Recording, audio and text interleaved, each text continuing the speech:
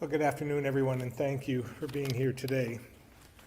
As we get closer to winter, I thought it was important to spend some time talking about the resources available to Vermonters to make their homes more energy efficient and help offset the higher energy costs we're facing.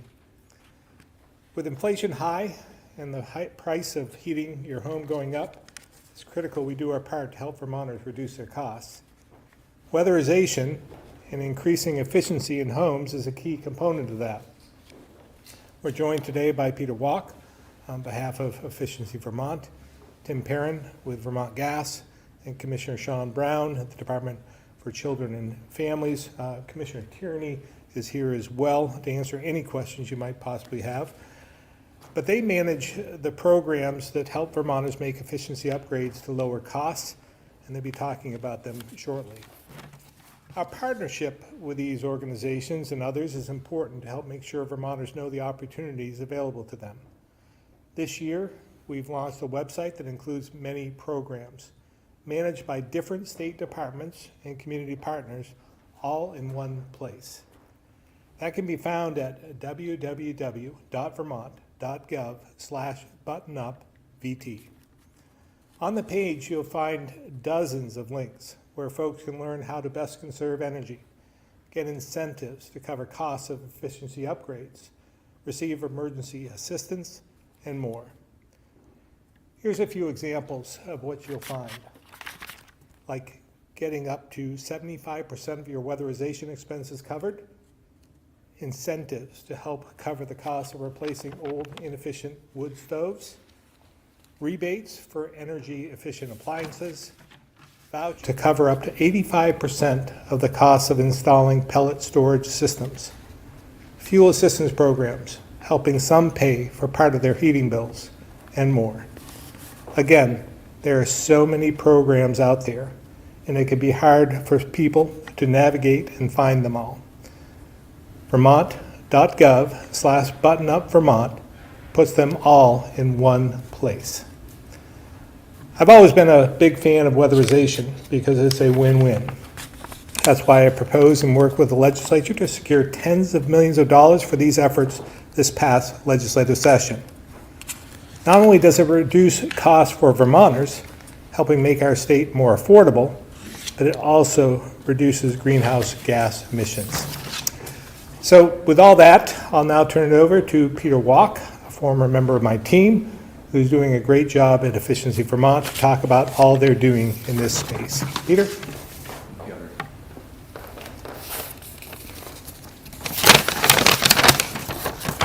Good morning, everybody.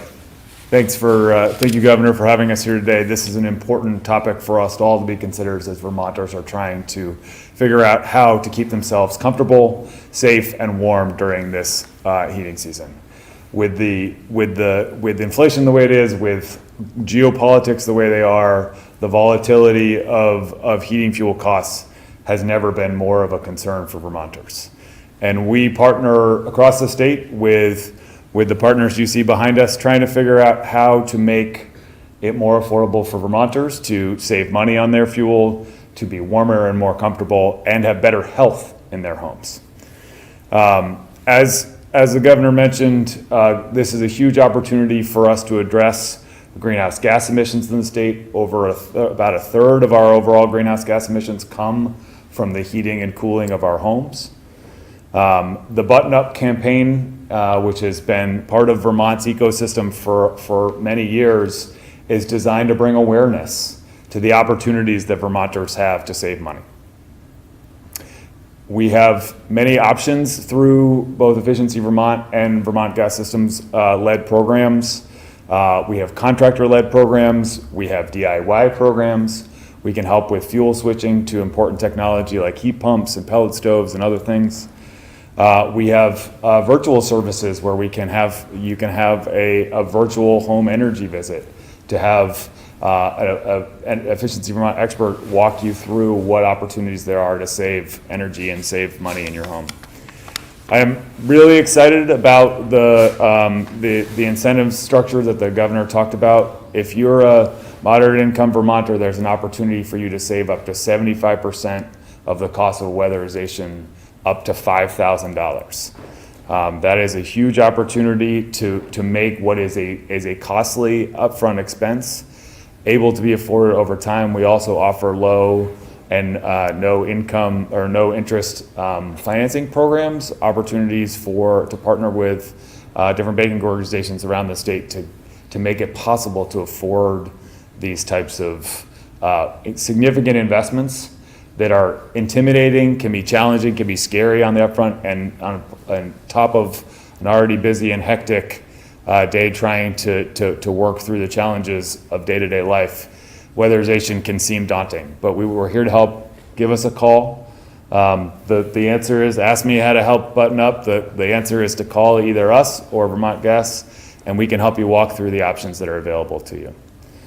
I want to end on one note. The governor said that weatherization is a win-win. I'd add a third win in that it saves money, it lowers our greenhouse gases, and it has significant health benefits and overall comfort for the members of the home. And so we're really working to try to make sure that all of those benefits are received by everybody, and that we can find ways to fund weatherization in a way that really addresses those key benefits. Really excited about the opportunity to get, I believe the total was $80 million of extra money in this year that the governor proposed and the legislature appropriated. 45 of which is going to go through our weatherization agencies to low income, and $35 million which is to go through Efficiency Vermont. We're really going to work hard to get that money out the door over the next few years.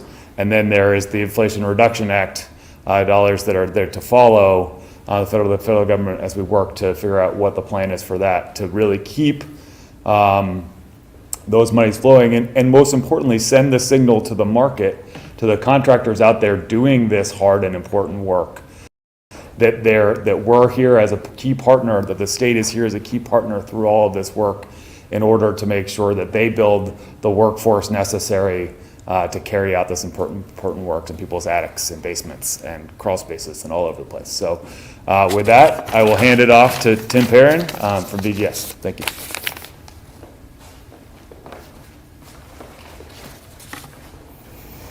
Good afternoon, everybody.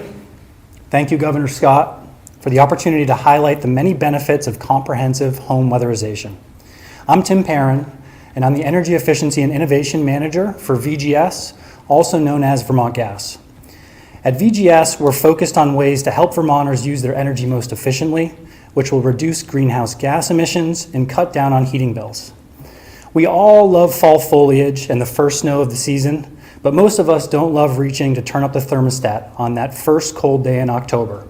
Maybe it was this morning for many. Fortunately, there are many ways Vermonters can take steps to weatherize their homes to improve efficiency and save money this heating season. Now is a great time to button up. VGS is a committed partner in this work. 3 decades ago, in 1992, VGS began assisting Vermonters to make their homes and businesses more efficient. Over the years, our team has completed 43,000 energy efficiency improvements with our customers. Fast forward to 2022, and we're working with our partners like Efficiency Vermont, utilities, and area organizations to make choosing more efficient equipment and weatherizing your home easier than ever. Weatherization works. Vermonters who weatherize benefit from lower monthly energy bills, improved housing affordability, reduced greenhouse gas emissions, boosted health outcomes, and a more comfortable home. For many, it can be difficult to fit these types of projects into the average household budget. Thanks to generous incentives, weatherizing has never been easier or more affordable. As the governor mentioned, opportunities for moderate income households to tap into 75% of the project cost, up to $5,000, for qualifying weatherization improvements. In addition to this, VGS partners with weatherization agencies to assist customers under 80% of area median income with incentives that can cover up to 100% of the project costs for qualifying weatherization upgrades for those who most need to make these improvements. VGS works with a local credit union to provide 0% financing for up to 5 years, spreading out the cost of improvements over time. We're also excited to now offer on-bill financing through the Weatherization Repayment Assistance Program as another great option. Applying is easy. Visit www.vgsvt.com to learn about rebates and programs available today. You can request an energy evaluation or more information from the website. The state's Climate Action Plan finds we need to weatherize 120,000 Vermonters' homes by 2030. At VGS, we want to help Vermont reach its goal, and we look forward to working with our customers to button up ahead of the heating season.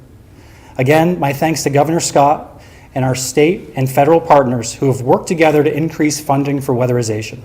These dollars are a direct investment in Vermonters that offers solid financial returns as we help reduce our greenhouse gas emissions. I'd now like to turn it over to DCF Commissioner Sean Brown for some closing remarks.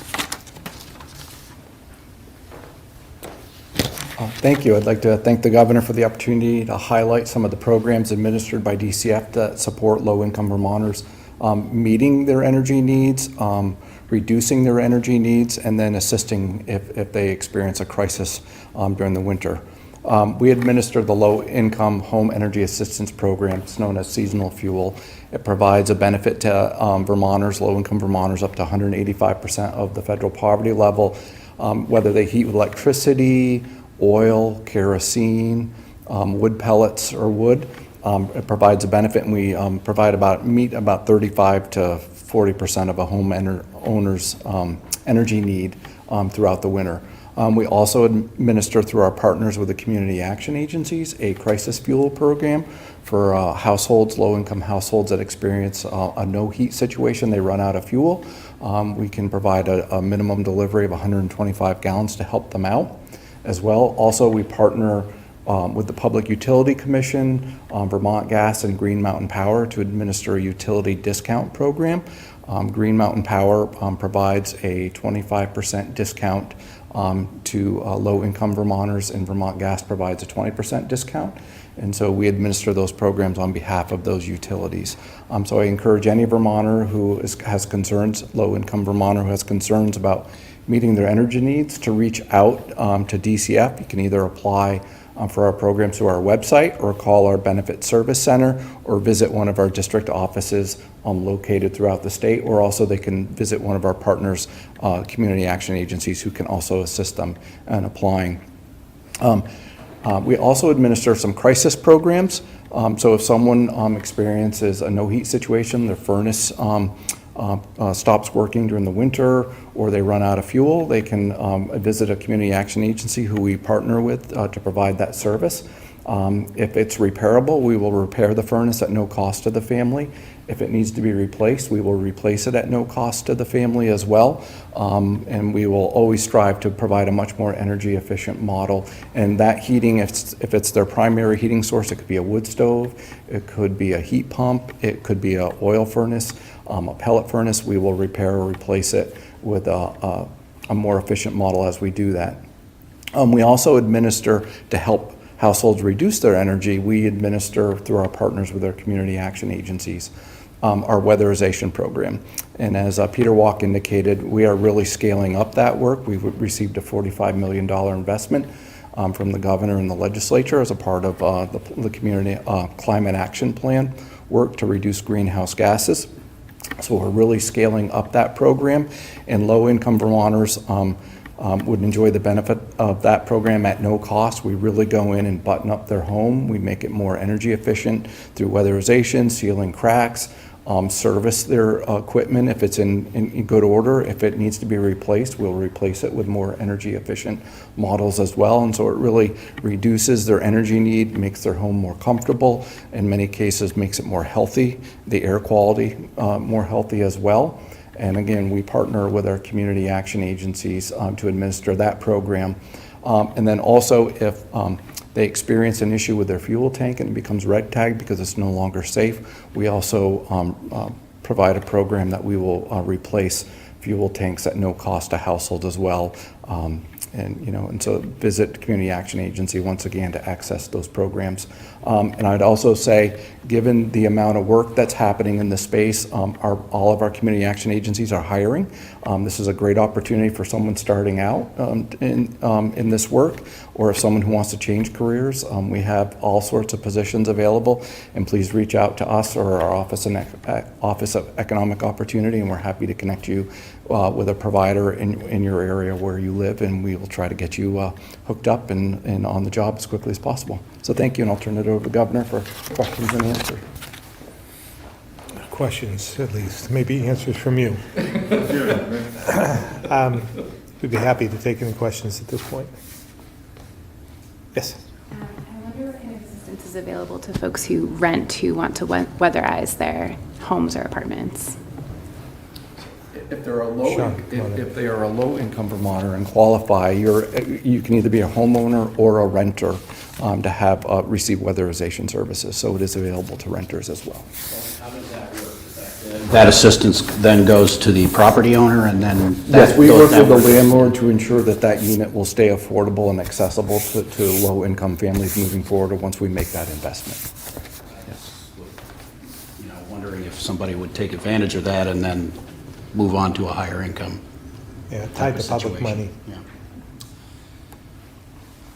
Other than weatherization, is there anything else that Vermonters could be doing to help, their energy consumption and reduce costs?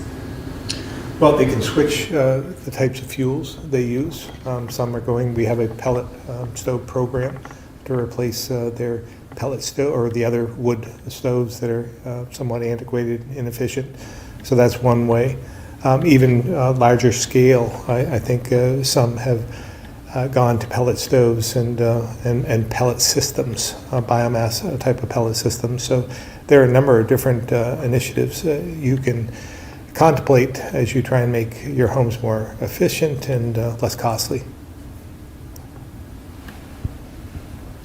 Peter, you had mentioned a sort of like virtual visit.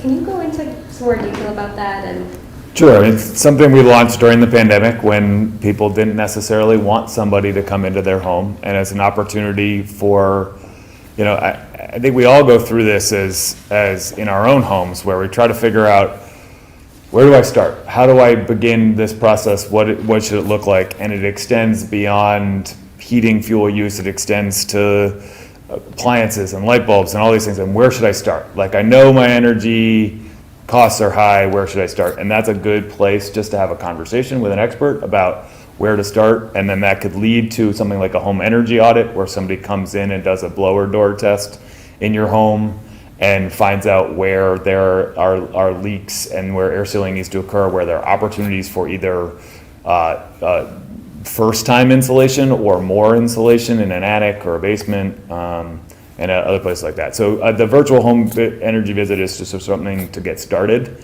that could lead to other things down the road. is that like a Zoom? Is that like a FaceTime? I believe we do it via, I'm not sure what the platform is, but Okay, it's, yeah, something same, like that. like Zoom, yeah. And then, how would someone sign up for something like that? Or So the best thing to do is to give us a call at Efficiency Vermont. You can go to our website and start the process that way, and we can get in touch and set that up. Okay, and then I know you also said, the 3 wins. The last win was this also improves people's health. I don't Yep. know how or. if you Sure. elaborate. So what we've actually been, over the course of time, Vermont has been a leader in this space of thinking about how you think about what the benefits are to health, and we've actually had, I think of a pilot that was done in the Rutland area with the Rutland Regional Medical Center, where they prescribed weatherization for folks who suffered from chronic respiratory, because their air is fresher. It deals with some of the moisture issues that causes concerns. And so there are a number of benefits, and that's an opportunity to as we think about weatherization as an energy savings, as a greenhouse gas, and as a health tool, those combined benefits are amazing in what they're capable of offering, rather than looking at them individually. Okay, thank you. Are you concerned about the brought up the issue of needing some folks to come in and do some of the weatherization work or the heating system work, but everything from drivers of fuel trucks to, you know, to service. Yeah, as you are probably well aware, the workforce challenges we face in the state of Vermont are across all sectors, this one including, whether it's weatherization itself, or whether, as you mentioned, just delivery of fuels and technicians to come in and repair systems and so forth, electricians. Again, it's across the board. That's why I've been so focused on CTE, career technical education, trying to bring more of our youth into the trades, because it is a lucrative career and we need more of them. But it's, again, it isn't just the trades, it's law enforcement, it's education, it's healthcare, across even state government, throughout state government, we have our challenges in terms of workforce needs. Do we know how much might be allocated for LIHEAP for Vermont this year? We do, there was another, I don't know if that's passed yet, but Senator Leahy was successful in, I believe, at least including some more money. And does anyone know whether that passed or not? Yes, it did. It did. So we have a base block grant from the federal government of approximately $21 million, and Senator Leahy was able to insert a provision in the Appropriations Act that recently passed to continue funding the government, about which will Vermont will receive about 5.6 or 5.7 million more dollars on top of that 21, which certainly goes a long way, because we were anticipating an additional need, and the governor had approved additional state funds as a contingency, and so we won't need to draw down as much of those state funds to make sure we can maintain purchasing power in line with prior years' average. So last year, I think the state got 49 million for LIHEAP. So I Yes. wonder will it be enough this year? Well, last year, we certainly had a large yes with the ARPA funding, and that was certainly a once-in-a-lifetime opportunity for Vermont, and we were able to leverage those dollars throughout the spring and the summer to help Vermonters prepare. So we normally provide the wood benefit in the fall, which is not the best time to be trying to purchase dry firewood. So we were able to issue out a substantial wood benefit for this upcoming winter this past spring, so allow Vermonters time to buy green wood or seasoned wood and let it dry throughout the summer. And so we're able to help Vermonters that way. And we were also, for a set number of low-income Vermonters, we were able to provide a pre-season benefit of about 6,000 households of 125-gallon benefit. So, yeah. Eligibility requirements change at all, just given the high cost of fuel this year?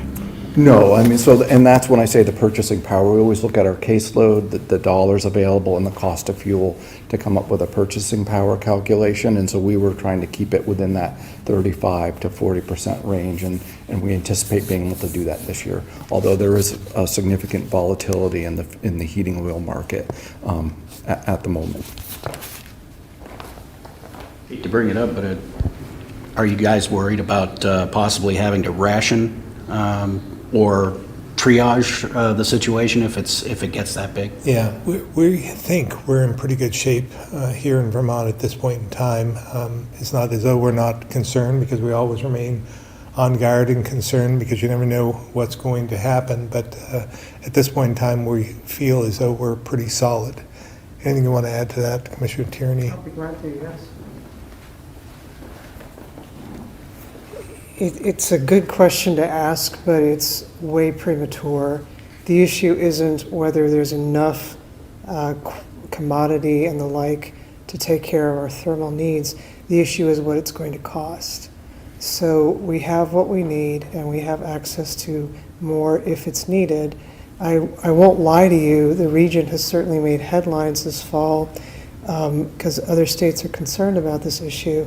But it's important to remember that in Vermont, a great deal of our power comes from the north, from Hydro-Quebec, so that's our electricity, and a great deal of our natural gas as well, all through Vermont gas systems from Canada again. So in that sense, we have a smaller slice of our energy pie that we have to worry about. And in that area, it's diversification that's really key. And to the question you were asking earlier about what people can do, if they set themselves up to where they have fuel diversity in their homes, meaning a heat pump and say a propane source or something like that, they then have the ability to switch from one to the other as needed. And this implicates, other policy questions about what we heat with in the state and why it's advisable to have diversity. The other thing that really shouldn't be overlooked is personal behavior. If you're concerned about your fuel costs, say your gas for driving your car, try to eliminate your trips. If you're concerned about the warmth of your home, consider the extra layer. Those are things that you can do even if you get into a rationing situation. But I'd really like to emphasize that's way premature and not on our horizon right now. Thank you. Commissioner, the governor mentioned these integrated wood stoves. The grid people are saying there's a possibility, worst case scenario, of a blackout, at least temporary blackouts. In which case, the propane heaters, et cetera, they're all electrically powered.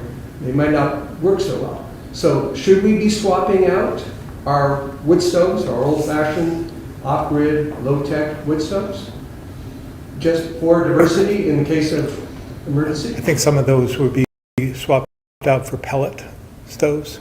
It's just a different type of wood processing, but I think that's part of the program we had included.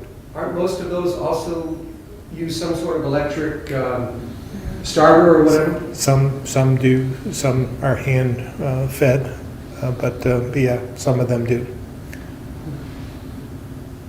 But it is important. I mean, it's an important question. I've talked about this before. We're not going to switch to complete electricity overnight, and we have to make sure that we have the grid there to support that, or microgrid, or whatever we're going to have. We need more storage, battery storage throughout the state to be able to bridge that gap in a lot of cases. So this is something that we all have to contemplate and be honest and open and transparent and get to where we want to go. I still believe that it's the right approach, but again, I think large-scale battery storage, microgrids is going to be some of the answer in the future. Anything else? No, Governor, that was a good answer. Do you want to add anything to that? Governor, this is kind of off topic, but how do you think that the cannabis market rollout is going? Do you have any concerns? Well, as you know, I had concerns in the beginning. I want to make sure that we have roadside safety is a concern, edibles, kids, so forth, that's a concern. And I think that the Cannabis Control Board is doing their part to make sure that everything is measured and that they are doing their part to be sure that it's rolled out effectively. So far so good. I don't know. Again, we'll see. I know a lot of folks were counting on tremendous income as a result. We'll see if that comes to bear or not. I guess I'll stay off topic for a minute. The next election cycle, should you be governor anyway, we have 2 new federal representatives coming in. They're going to be junior on the list. We aren't going to be able to leverage Senator Leahy's seniority. So are you concerned that maybe that federal well might dry up a little bit? Absolutely. Senator Leahy has been, seniority is a big part of what happens in Washington and Congress. He has a lot of longevity there and a lot of power, and he's been very, very helpful to our state. It would be it'd be foolish to think that we would be able to replicate that with a junior senator with no years of experience or longevity in the Senate in particular.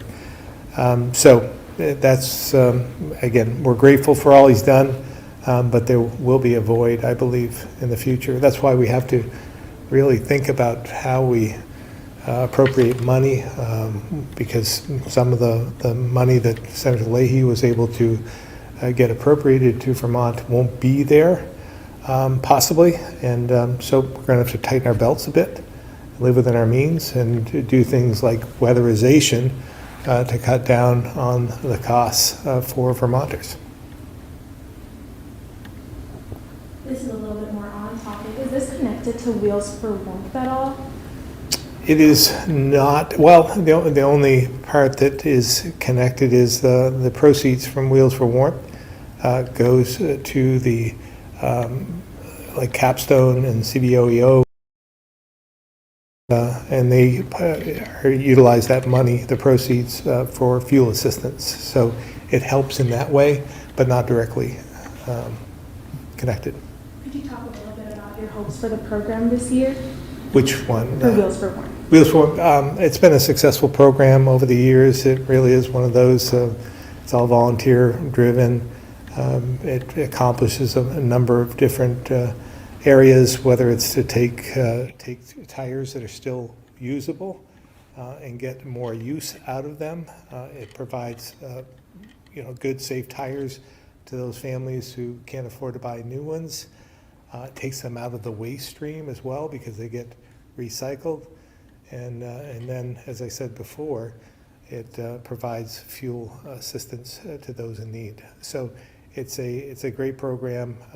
We'll see how it goes, but it's been, over the last 12 or 13 years, it's been successful. And it's not just, you can't measure it in monetary ways because it has the ripple effect is so great, but one of those that, again, all volunteer driven, so it's a good, effective program.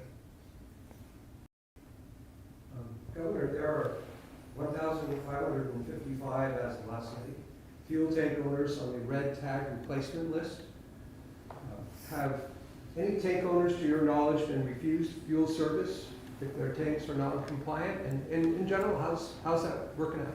Yeah, again, when they are red tagged, and maybe Sean can explain this further, but when they're red tagged, I believe there is a means for them to get a small allotment of fuel to keep them going, but I'm not sure about that.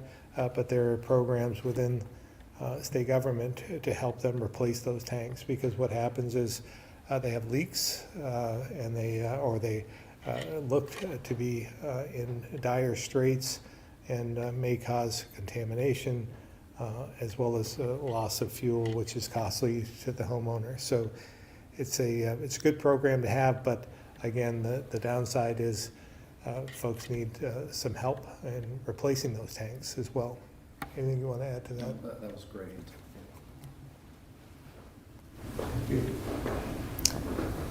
Okay. Well, thank you all very much. Appreciate it. Thank you all very much. Thanks again. Appreciate it.